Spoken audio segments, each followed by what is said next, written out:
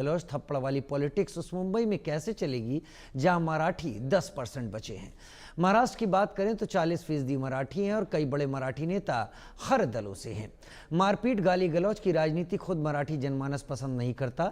शायद इन्हीं कारणों से पिछले विधानसभा चुनाव में राज ठाकरे की पार्टी 0 पर सिमट गई तो उद्धव को भी करारी हार मिली। ध्यान से देखेंगे तो राज ठाकरे की उत्तर भारतीयों से नफरत की राजनीति बहुत पुरानी है, लेकिन हर बार वो सियासी तौर पर कमजोर होते गए। ऐसे में दोनों भाई कितना भी साथ खोलें, दोनों को मनमाफिक सीटें मिलने की उम्मीद कम है। दूसरी बात यह भी कि राज ठाकरे अगर सियासी तौर पर उद्धव से मिलते हैं तो ये एमवीए के लिए आसान नहीं होगा, क्योंकि 20 साल बाद जब उद्धव ठाकरे और राज ठाकरे एक मंच पर साथ दिखे तो एक कार्यक्रम ठाकरे भाइयों के कार्यक्रम तक ही सिमट गया और कहीं न कहीं से महाविकास अघाड़ी का भविष्य इसमें बिखरता दिखा। शरद गुट से सुप्रिया सुले कार्यक्रम में आई, लेकिन फोटो खिंचवाने तक ही उनकी भूमिका सीमित रही। एक रिपोर्ट।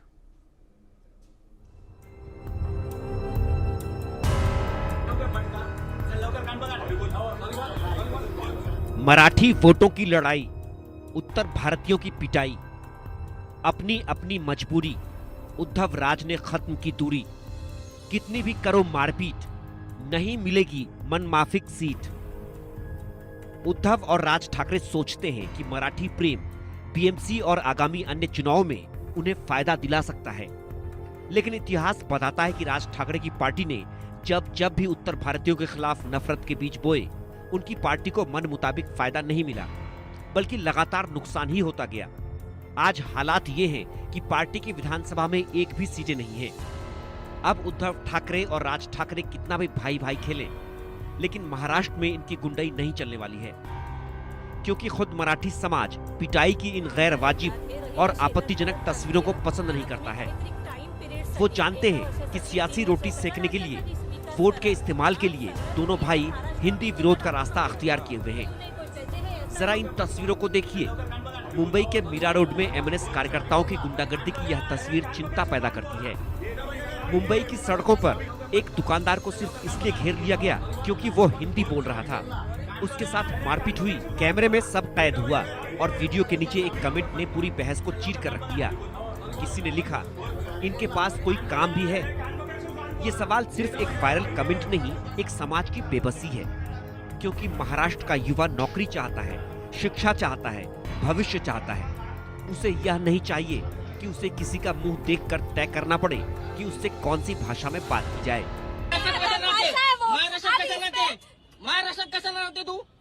मेरी मर्जी से रहती हूँ। मेरा खुद का घर है। मेरे खुद का घर है। मेरा खुद का घर है। मेरा गांव कहीं का भी है। मेरा गांव कहीं का भी है। करूंगी। कोई भी भाषा से बात करूँ, मेरा सवाल, मेरी मर्जी। मीरा रोड की यह तस्वीर अकेली नहीं है। मराठी बुलवाने की जिद की कई तस्वीरें महाराष्ट्र से आती रही हैं। जून में ही मराठी नहीं बोलने पर एक उत्तर भारतीय ऑटो चालक को पीटा गया था। इसी तरह मई महीने में मुंबई के भांडुप इलाके में एक पिज्जा डिलीवरी बॉय को एक दंपति ने सिर्फ इसलिए परेशान किया क्योंकि वह मराठी नहीं बोल सका। शिवसेना उद्धव गुट हो या राज ठाकरे की पार्टी एमएनएस, जनता में मराठी प्रेम दिखाने की कोशिश लगातार होती रही है। इसके पीछे कुछ और नहीं, मराठी वोटों की चाहत है। हम इसमें कोई राजनीति नहीं देख रहे। आज अगर आप देखें तो महाराष्ट्र में पहली के कक्षा के विद्यार्थियों पे तीसरी भाषा सख्ती की जा रही है और इसी के खिलाफ हम सारे लोग रास्ते पे आ रहे हैं।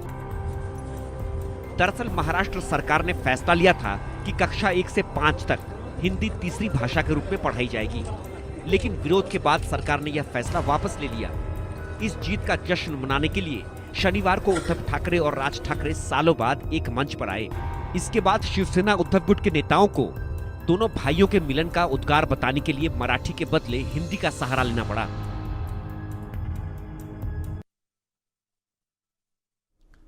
ठाकरे ब्रदर्स की जुगलबंदी में मराठी एकता के नाम पर गुंडागर्दी दिख रही है। दोनों खुलेआम कह भी रहे हैं, अगर मराठी के लिए प्रेम गुंडागर्दी है तो वो गुंडे हैं। सवाल ये कि क्या दोनों भाई ही मराठी के ठेकेदार हैं? क्या लैंग्वेज के नाम पर ये लठैती करेंगे? एक और रिपोर्ट देखिए।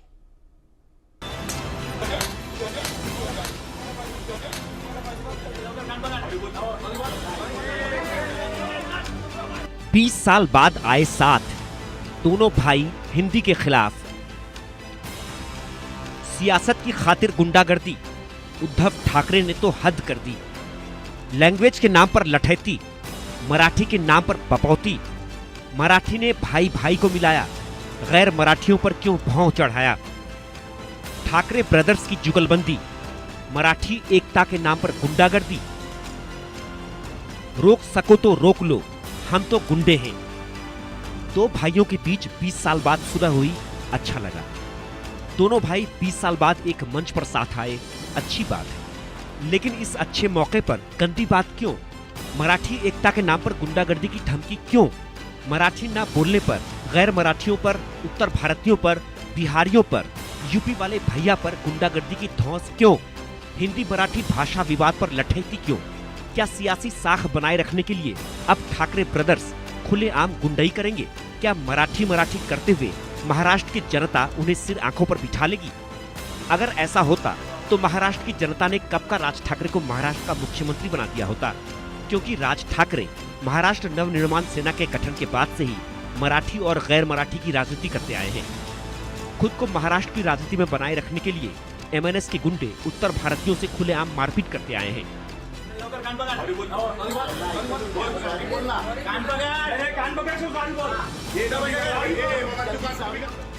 कभी राज से दूरी रखने वाले उद्धव ठाकरे भाई के करीब आए तो भाई की ही बोली बोलने लगे। अर्थात त्यांना मराठी आली पाहिजे याच्याबद्दल वाद नाही। विनाकारण उठसूट काय मारामारी करायची गरज नाही आणि मारायची गरज नाही। पण जर जास्ती नाटकं केली तर कानाखाली आवाज काढलाच पाहिजे तुम्ही। पण चूक त्यांची असली पाहिजे। महाराष्ट्रामध्ये मराठी माणूस न्याय मागण्यासाठी आंदोलन करत असेल आणि त्याला जर का तुम्ही गुंड म्हणत असाल तर आम्ही गुंड आहोत। आम्ही गुंड। न्याय मागणं म्हणजे गुंडगिरी नाहीये। आणि जर का गुंडगिरी केल्याशिवाय तुमच्या दरबारी न्याय मिळत नसेल तर आम्ही गुंडगिरी करूच। महाराष्ट्र में भारी विरोध के बाद फडणवीस सरकार ने 3 भाषा प्रस्ताव को वापस ले लिया। पहली से 5वीं कक्षा तक हिंदी भाषा की अनिवार्यता पहले ही खत्म कर दी थी। उद्धव की शिवसेना और राज ठाकरे की एमएनएस ने सरकार के इस फैसले में अपनी जीत देखी। महाराष्ट्र में बीएमसी चुनाव सर पर है, लिहाजा उद्धव ठाकरे और राज ठाकरे को अपनी खोई सियासी जमीन को फिर से हासिल करने का इससे अच्छा मौका मिलता नहीं दिखा। उद्धव ठाकरे और राज ठाकरे ने मराठी एकता पर शनिवार को मुंबई के वर्ली सभागार में रैली की। हिंदी मराठी भाषा विवाद, मुंबई महाराष्ट्र, बीजेपी और केंद्र सरकार निशाने पर रहे। उद्धव ठाकरे ने और राज ठाकरे ने खुलकर जहर उगला।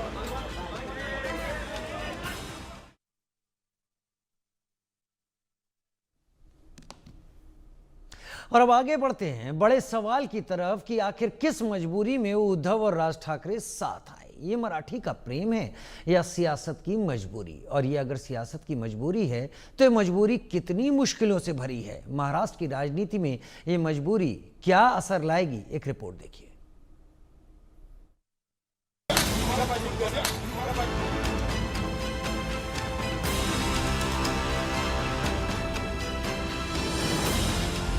सामने है बीएमसी चुनाव, साथ आए उद्धव राज।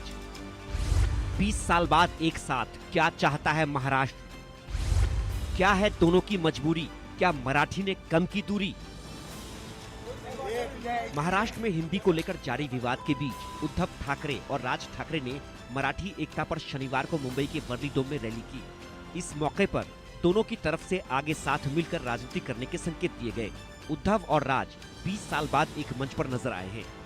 इससे पहले 2006 में बाला साहेब ठाकरे की रैली में साथ दिखे थे। उद्धव को शिवसेना का मुखिया बनाए जाने के बाद राज ने अलग पार्टी महाराष्ट्र नवनिर्माण सेना बनाई थी। तब दोनों के रिश्ते अच्छे नहीं थे।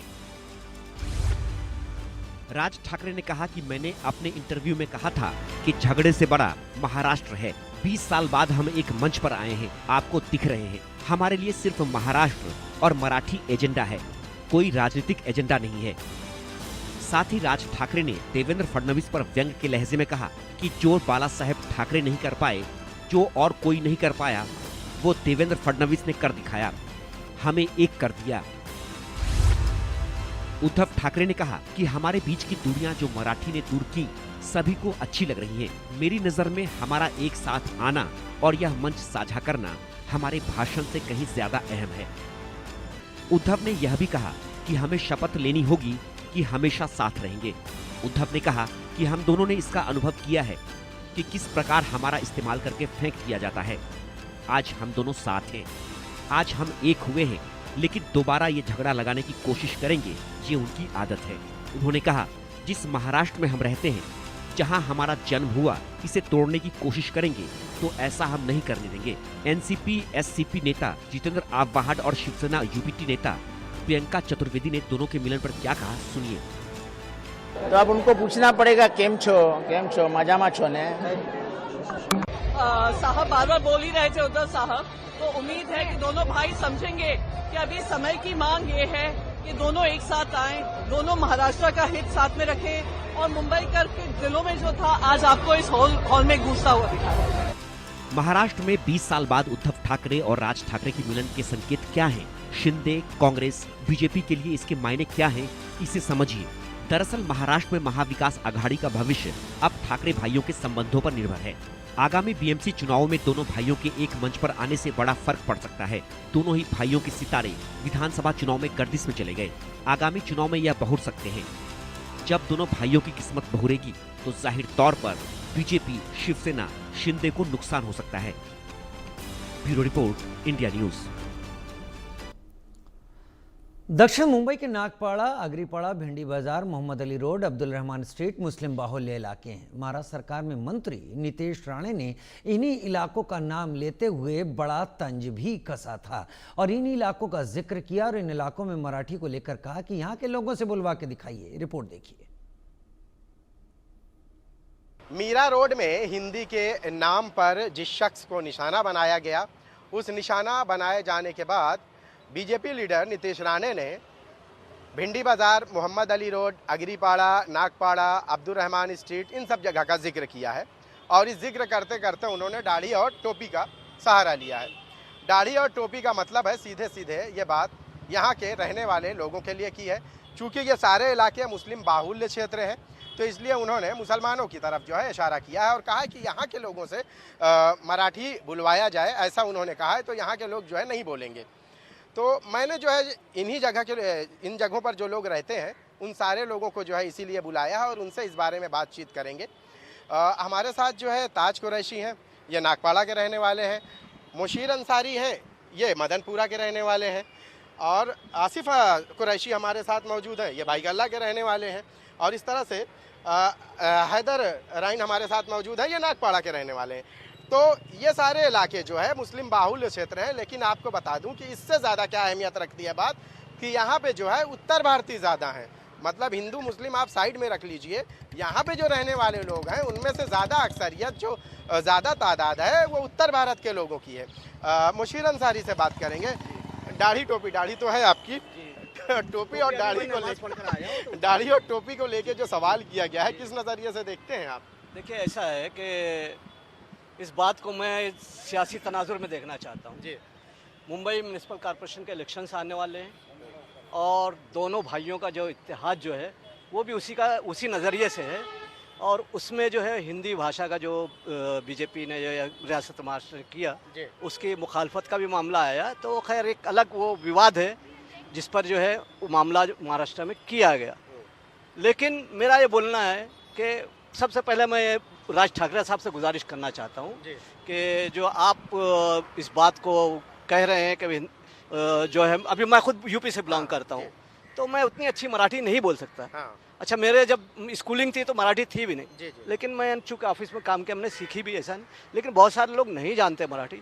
तो शिवसेना को चाहिए कि मराठी क्लासेस का इंतज़ाम करें और मुसलमानों को भी और उनमें भी गैर भाषी जो लोग हैं उनको ये सिखाई जाए मराठी, तो एक बेहतर चीज़ होगी। मुशीर साहब जी, नीतीश राणे ने जो बोला है, जिन एरिया का जिक्र किया है, नल बाजार, भिंडी बाजार, मोहम्मद अली रोड, अग्रीपाड़ा, नागपाड़ा, वो आप किस तरह से देखते हैं? हाँ, अब उस मंजर पर मैं आना चाहता हूँ कि सियासी पस मंजर में एक बयान है। बीजेपी ने कुछ लोगों को जो छोड़ दिया है, जिसमें नीतीश राणे एक हैं, और वो हमेशा इसे ही बयान मुस्लिम मुखालिफ बयान देते चले आए। उनकी जो गाड़ी इसी पर चलती है, उनकी सियासत इसी पर चलती है। उसी सियासत को मद्देनज़र रखते हुए उन्होंने ये बयान जो है दिया है।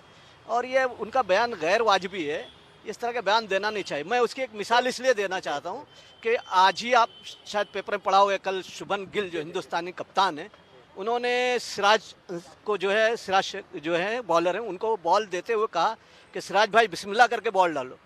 मतलब कितनी बड़ी हिंदू मुस्लिम इत्तेहाद की बात है, और कितना मतलब एक मज़हब के तय एक गैर मुस्लिम का जो है वो फ़िरक़ावाना जो मामला नहीं हो करके एक इत्तेहाद, बाहिमी इत्तेहाद है जिससे हिंदुस्तान तरक्की कर सकता है। तो ऐसी बातों पे नीतीश राणे को भी नज़र रखना चाहिए और ये सब जो है सियासी बाजीगरी छोड़ देना चाहिए। सवाल है मेरा कि क्या आप लोग मराठी बोलने से गुरेज करते हैं या कुछ ऐसा है क्या कि जिस तरह से उन्होंने कहा है कि यहाँ अगर आके बोलेंगे तो क्या बोलेंगे, क्या ऐसा उन्होंने एग्रेसिव अंदाज में कहा है कि आमिर खान क्या मराठी बोलता है, क्या जावेद अख्तर, क्या इस तरह से उन्होंने ये कहा है, एक एग्रेसिव अंदाज रहा है। तो क्या कुछ नफरत जैसी है क्या मराठी से आप लोगों को? देखिए ऐसा है कि हमारी मादरी ज़बान मुसलमानों की उर्दू है, हम उर्दू से मोहब्बत करते हैं। अच्छा, वो मुसलमानों के लिए कही गई कि वो मादरी ज़बान है हमारी, लेकिन वो उर्दू ऐसी है कि उसकी शीरीनी ऐसी कि हर फ़िरका जो है, बड़े बड़े शायर भी वो गैर मुस्लिम में पैदा हुए, और मराठी जो हमारी राष्ट्रभाषा के बजाय हमारी जो रियासत की भाषा है, तो मराठी से हम क्यों नफरत करेंगे? हमको महाराष्ट्र में रहना तो मराठी को सीखना है, मराठी बोलना है और बोलना चाहिए। लेकिन अगर कोई ज़बरदस्ती इस तरह का करता है तो वो गैर वाजिबी है, उसको समझाना चाहिए। और मैं अब दरख्वास्त करूंगा सबसे कि मराठी सीखें, जो नहीं बोलते हैं वो सीखें और अपनी यहाँ की जो रियासत में हिस्सेदारी अपनी जताएं इस ज़बान को सीख कर। आसिफ कुरैशी हमारे साथ मौजूद हैं। सबसे पहले आप बताइए, मराठी आती है आपको? हाँ, मराठी आती है। अच्छी आती है। तो बोलने में क्या कुछ दिक्कत है? नीतीश राणे ने जो कहा है कि यहाँ बोलेंगे तो नाही, नितेश राणेला काय झालेलं आहे, त्याला इस्लामिक फोबिया झालेला आहे। ये आपने जो बोला मराठी में, अब हिंदी में यही बताइए। नितेश राणे जी को इस्लामिक फोबिया हो गया है, वो हर बात को नफ़रत के नज़रिए से, नफ़रत के चश्मे से देखते हैं। वो दो समाज के बीच में नफ़रत बांटने का काम कर रहे हैं। उन्हें समझना चाहिए वो एक आमदार है और महाराष्ट्र के मंत्री है। और मैं आपके चैनल के माध्यम से ये कहना चाहूँगा कि देवेंद्र फडणवीस जी जो चीफ मिनिस्टर है, उन्हें उनको थोड़ी समझ देनी चाहिए कि इस तरीके की बयानबाजी ना करें जिससे दो समाज के बीच में नफ़रत पैदा होगी। और नितेश राणे जी को मैं खुद दावत दूंगा कि आप आए, नागपाड़ा आए, मोहम्मद अली रोड आए, और हम उनका बहुत ही अच्छे तरीके से सम्मान करेंगे। अच्छे तरीके से सम्मान का मतलब कि क्या, जैसे उनका एग्रेसिव तेवर है आप लोग का वैसे रहेगा या मेहमान नवाजी रहेगी? नहीं, हमने देखिए, इस्लाम पीसफुली मज़हब है और इस्लाम के अंदर लड़ाई झगड़ा ये कहीं आया नहीं है। हम लोग सबका सम्मान करते हैं और आज तक जो भी हमारे वहाँ आया है, हम लोगों ने, अभी आप देखिए हमारे वहाँ खासदार एक नॉन मुस्लिम है, अरविंद सावंत जी, हमारे वहाँ आमदार मनोज जामसुदकर जी नॉन मुस्लिम है। तो हम लोगों के बीच में इस तरीके की कोई बात नहीं है कि हम किसको जिता रहे हैं या किसको वोट दे रहे हैं, या हमारे बीच में इस धर्म की दीवार को नहीं रखते हैं हम लोग ये देखते हैं कि कौन हमारा काम कर रहा है और किसको हम लोगों को जिताना है। तो नितेश राणे जी खुद मुस्लिम वोट से चुन के आ रहे हैं, उनके वहाँ मुस्लिम समाज के लोग हैं, उनकी पार्टी में मुस्लिम समाज के लोग हैं। मैं तो कहता हूँ कि वोट लेने से मुसलमानों का जो है गुरेज नहीं है, लेकिन मुसलमानों से गुरेज है। मुसलमानों से गुरेज है तो मैं ऐसा बोलता हूं कि आप, आपकी पार्टी के हाजी अरफात जी है, आप जाके देखिए, उनके घर पे आशीष चिल्लार जी आते हैं, रोज़ा खोलते हैं। आप भी चले जाइए ना किसी दिन रोज़ा खोलने, या अभी मुहर्रम में चले जाइए, 12 रबी अव्वल में चले जाइए। आप जाइए तो मुसलमानों से मिलिए, तो आपको पता चलेगा कि इस्लाम धर्म कितना अच्छा धर्म है। ये मोहब्बत बांटता है, नफरत बांटता नहीं है। अच्छा, हिंदी ही बोलेंगे और मराठी नहीं बोलेंगे, क्या इस तरह की मानसिकता इस इलाके में है? नहीं, देखिए, बहुत से मुसलमान लोग, अलग अलग समाज के लोग हैं, अलग अलग जगह के लोग हैं, वो मराठी में जो कारोबार करते हैं। अभी मेरा कारोबार एपीएमसी मार्केट में, मैं मराठी में बात करता हूँ। तो जिनके जहाँ कारोबार है, अब इस इलाके में लोग मुस्लिम बहु इलाका है तो यहाँ उर्दू में बात। उत्तर भारतीयों की तादाद ज़्यादा है यहाँ, उत्तर भारतीयों की भी तो तादाद यहाँ ज़्यादा है। उत्तर भारतीय यहाँ पर है, और आने वाले चुनाव में जो उन्होंने उत्तर भारतीयों के खिलाफ बात की है, आने वाले चुनाव के अंदर उनको पता चलेगा।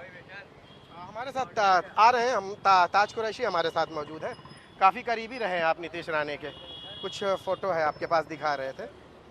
हाँ, दिखाइए ये फ़ोटो। ये काफ़ी करीबी हैं ये नितीश राणे के, और वो इसी इलाके में जो है, जब वो बीजेपी में शामिल नहीं हुए थे तो उनका इस इलाके में जो है बहुत ही ज़्यादा आना जाना लगा रहा है। लेकिन जब पार्टी बदली तो उनके मिजाज भी बदल गए। और हमारे साथ जो है ताज कुरैशी मौजूद है, इनसे बात करेंगे। उन्होंने जो कहा है किस नज़रिए से देखते हैं आपकी इन इलाकों में जो है मराठी बोलने के लिए अगर कोई आएगा तो उसको बड़ी मुश्किलात का सामना करना पड़ेगा? देखिए सर, बात भाषा की थी और ये लोग में आपसी में ये नाराज़गी हुई है। मगर नीतीश भाई जो हैं मेरे दोस्त हैं, बड़े अच्छे दोस्त हैं। उन्होंने रुख बदल के हिंदू मुसलमान की कॉपी करने की कोशिश की, दाढ़ी और ये मोहल्ला कमेटी ये इधर सर ये हमारे इलाके की। मैं ज़्यादा ना कहते हुए नीतीश भाई से कहूँगा कि एक भाषा और भी होती है जिसका असर दिल पर होता है, वो होती है मोहब्बत की भाषा। आप करके देखिए।